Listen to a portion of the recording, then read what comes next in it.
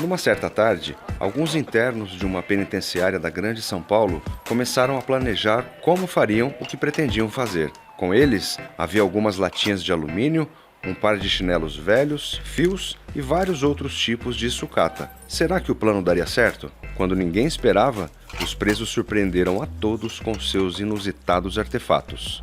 Ele trouxe uma e era realmente uma tomada, a gente conectou as coisas. A construção dos experimentos deles eram a partir dos problemas que eles tinham. Um grupo quis fazer uma lâmpada incandescente caseira e outro grupo quis fazer um gerador de energia eólica. E aí eles fizeram uma diversidade de robôs. É possível fazer e aprender ciência dentro de uma penitenciária?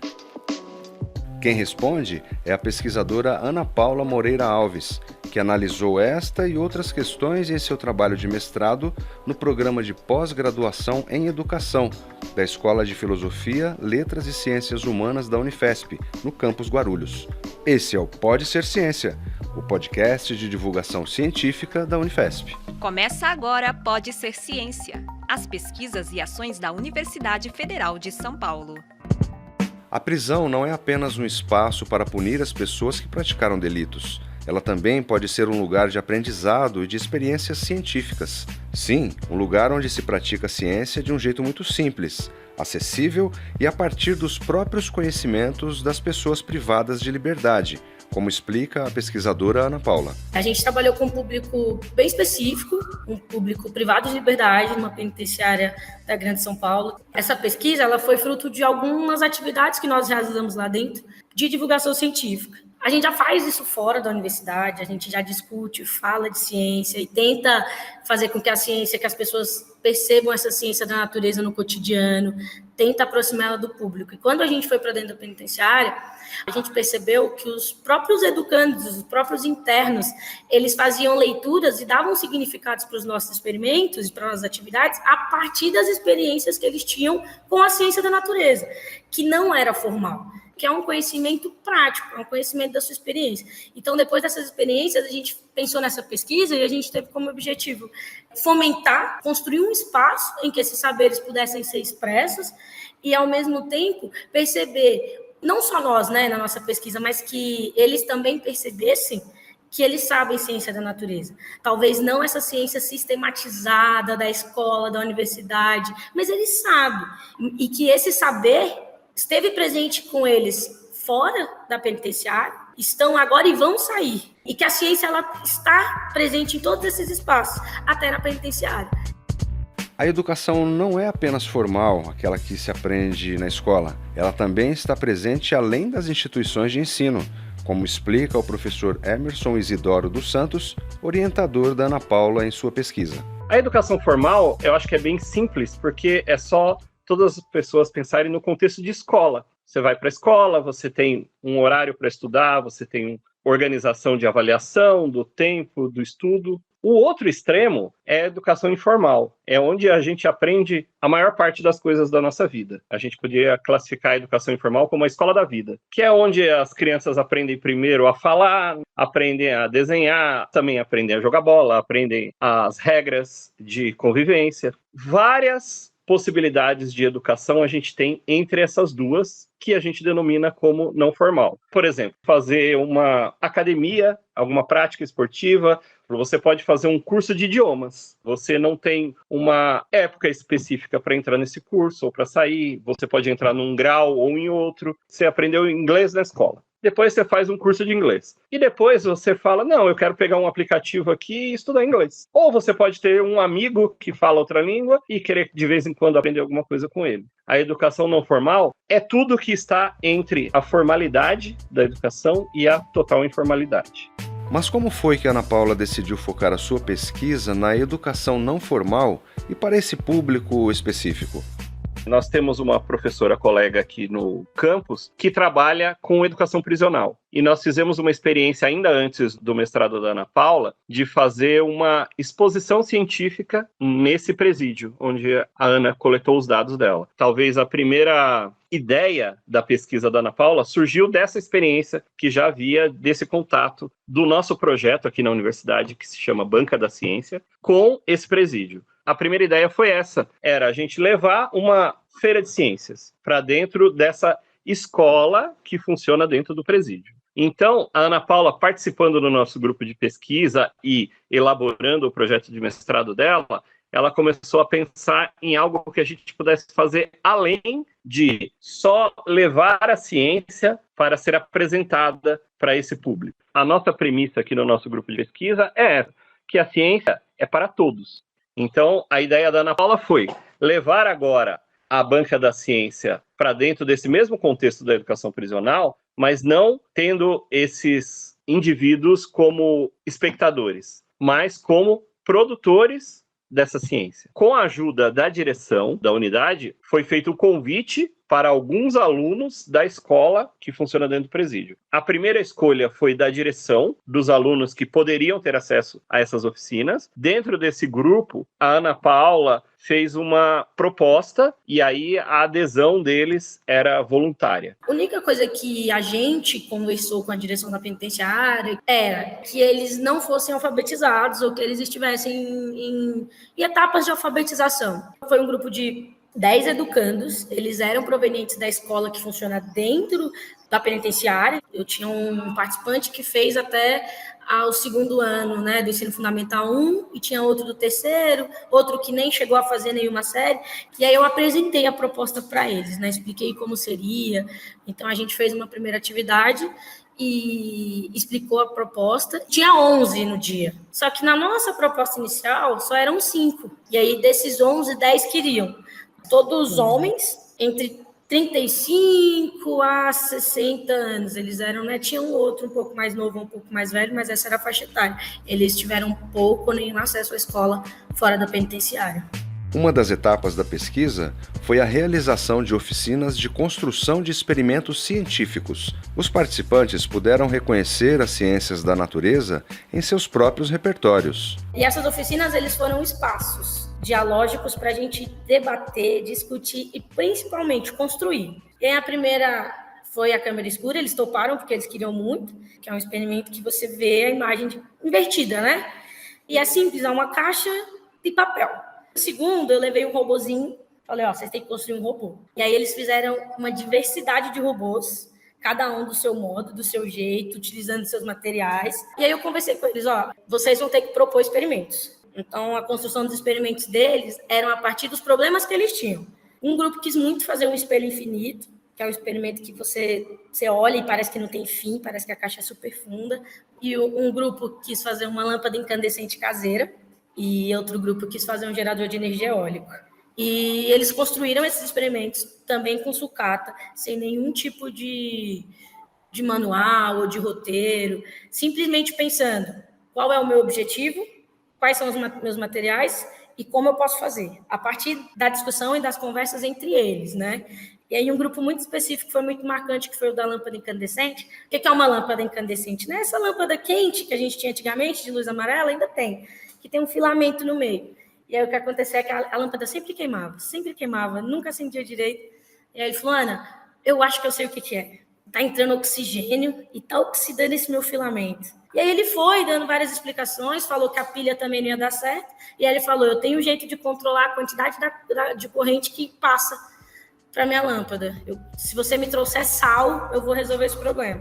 Então, no segundo encontro, eu levei um potinho de sal, e ele misturou com água, e ele conseguiu resolver o problema, e a lâmpada acendeu. Após a coleta de dados, foram realizadas análises por meio dos núcleos de significação, que tem como base não apenas a descrição do fenômeno, mas também sua análise e explicação. O que são os núcleos? A gente analisa os discursos, a gente analisa as falas deles e a gente vai criando algumas categorias de pré-indicadores e de indicadores. O nosso grupo ele é muito vigotskiano, a gente acredita muito nessa importância que nós, seres humanos, nos construímos como seres humanos na convivência com o outro. Nós aprendemos com o outro, né? Eu gravei também as oficinas, a interação entre eles, e eu também fiz a entrevista individual, que foi uma entrevista semi-estruturada, aberta. Então, eu tinha as perguntas orientadoras e aí eles iam trazendo outras coisas e a gente ia conversando. Eu gravei esses discursos, fiz a transcrição na íntegra. A gente fez, para poder contemplar todo mundo e porque é um momento importante, um círculo de cultura, que vem baseado no Paulo Freire, onde a gente conversou sobre as experiências que eles viveram. Como eu não consegui entrevistar todo mundo, a gente sorteou os que seriam entrevistados. E aí eu começo a criar os núcleos de significação, que é basicamente estruturar. A gente tem um núcleo que chama ciência é isso aí, ciência é tudo. Então, tudo que tem a ver com o que eles acham sobre o que é ciência, todas as falas que remetem a isso, eu vou colocando nesse núcleo, com os meus indicadores, né, que são a ciência, a relação da ciência e sociedade. Então, quais são as falas deles que encaixam? E aí eu vou fazendo esse movimento, né? Faço uma leitura flutuante, depois eu vou separando em proximidade de tema que a gente vai construindo dentro dos núcleos. E aí eu analiso depois estes núcleos a partir destas falas. Então, se eu quero analisar o que eles falaram realmente de ciência. Ciência aí, ciência é fazer algo que você nunca fez. Quais as falas deles falam disso? E na hora que eu vou fazer a minha análise, eu utilizo principalmente o Vygotsky, o Paulo Freire foi uma base muito importante para mim. Não existe saber mais nem saber menos, existem saberes diferentes, e é isso que nossa pesquisa mostra, onde que está enraizada essa hierarquização de saberes e como que a gente rompe com isso nesses espaços, né? Utilizando a educação não formal. Você está ouvindo Pode Ser Ciência, o podcast da Unifesp. A pesquisa demonstrou que os participantes, todos educandos da educação de jovens e adultos, puderam construir novos saberes a partir de seus próprios repertórios. Apesar de não ser o nosso objetivo ensinar ciência nessa minha pesquisa, eles aprenderam ciência. Eles discutiram conceitos teóricos de ciência. A água ficou azul, isso é o cobre. Ou ele falando de oxidação, eles falando de indução magnética. Então, a gente conseguiu observar que eles tinham muitos conhecimentos de ciência da natureza, e eles não só sabem falar, eles sabem demonstrar, eles têm método. O saber popular ele é um conhecimento de existência e sobrevivência com um determinado grupo. Pode ser os quilombolas, pode ser um grupo indígena, pode ser grupos da periferia. Eles tiveram que desenvolver os métodos para chegar nos seus objetivos e explicar como esses métodos foram desenvolvidos. Então, o pensamento científico é muito forte, né? Ele está ali. A EJA ela não pode ser uma reprodução da educação para jovens e crianças. Porque como a gente está falando de um público que é educação de jovens e adultos, né? Ela não pode ser uma adaptação. A EJA ela é um espaço singular, dar espaço para que eles expressem os seus conhecimentos e que, a partir desse conhecimento, a gente consiga construir os conhecimentos sistematizados, para que as suas experiências elas não sejam invisibilizadas. Para que naquele espaço, a experiência deles ela seja a base para a construção de novos saberes. O resultado foi tão bom que a Ana Paula sugeriu uma feira de ciências. Eles puderam mostrar todo o conhecimento que possuíam e até jaleco de cientista os participantes usaram para fazer as suas apresentações. Aí eu comentei, né? Eu falei, vocês estão produzindo coisas muito legais e a minha proposta é que a gente apresente isso para os outros. Pode ser os outros alunos da escola, pode ser os colegas de vocês aqui, mas que a gente faça uma feira de ciências. Alguns super animados, vamos fazer, outros um pouco inseguros, mas eu que vou ter que apresentar. Eu falei, vocês. Foi muito interessante, porque antes de tudo eles chegaram mais cedo, a gente se reuniu, então eles colocaram os experimentos da forma que eles queriam, o que eles iam apresentar primeiro, e eu fui falando, fulano, esse experimento aqui eu achei muito só caro. Ele falou, não, gostei. Eu falei, você quer que eu te explique? Ele, não, pode deixar aqui que eu vou explorando.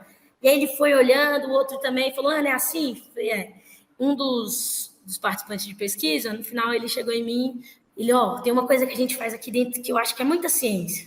Eu falei, o quê? Ele é uma tomada.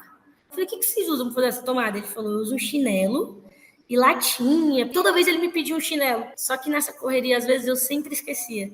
E aí, nesse dia, ele trouxe uma, e era realmente uma tomada, a gente conectou as coisas. Foi bem emocionante, porque foi um momento que eles também começaram a perceber que eles sabiam ciência. E aí, logo depois, eu entreguei os jalecos, eu não me esqueço de uma frase de um dos participantes que foi, nossa, jaleco, agora é sério, então é sério mesmo, hein? E foi um grupo de aproximadamente 30, 35 visitantes. Eles participavam, brincavam, trocavam muita ideia sobre ciência entre eles, e depois eles vinham até nós, falavam, vai ter outro? Eu quero pôr meu nome, eu quero participar do próximo. Para os nossos educandos, acho que foi importante eles mostrarem para os colegas, né, toda a produção deles. Para nós também foi em significado do nosso processo e para eles também do que a gente tinha produzido. Teve um que falou, nossa, essas atividades são muito legais, a gente podia ter mais dessas atividades aqui nesse espaço. Os depoimentos dos participantes revelaram os impactos positivos da experiência, que, além de ter sido uma oportunidade para discutir e divulgar ciência, também significou um espaço de humanização. E a Ana Paula já tem planos para seguir com a mesma temática em seu doutorado. Só que agora a gente quer expandir um pouco, né, essas oficinas. Um dos objetivos nossos é que a gente consiga desenvolver um laboratório de recursos didáticos dentro da unidade, feito por eles, né? Porque as pessoas precisam saber também o que eles produzem lá dentro de positivo. Então, é a gente conseguir levar também essas experiências deles para as escolas, para que o que eles produzam lá cheguem às escolas também, né? Não todas, mas que a gente consiga, de alguma maneira, levar essa produção para espaços escolares e até não escolares, para que a gente consiga dar esse retorno para eles também, né? Uma das primeiras coisas, né? A primeira pergunta que eu fiz foi, e aí, o que vocês acharam? E uma das respostas foi, vai ter mais? E outra foi, obrigada, né? Pela coragem de vocês de estarem aqui e de nos enxergarem para além do que nos é imposto, né? O espaço foi significativo para eles para além da ciência da natureza. A gente discutiu muito a ciência, eles divulgaram ciência, as vozes deles foram ouvidas, e uma coisa que ficou muito marcante foi que um falou para mim, Ana, quando você entrou, você viu que nem todo mundo é monstro, que erros a gente comete, que a gente cometeu. Tudo que a gente tem na pesquisa, todo o trabalho, é fruto da dedicação deles e da confiança que eles tiveram em nós. Eu falei, gente, vocês têm que ser multiplicadores. Vocês precisam multiplicar e conversar a ciência. As práticas que vocês têm aí dentro para resistir e sobreviver dentro desse espaço, elas têm muita ciência. Conversa com a galera sobre ciência.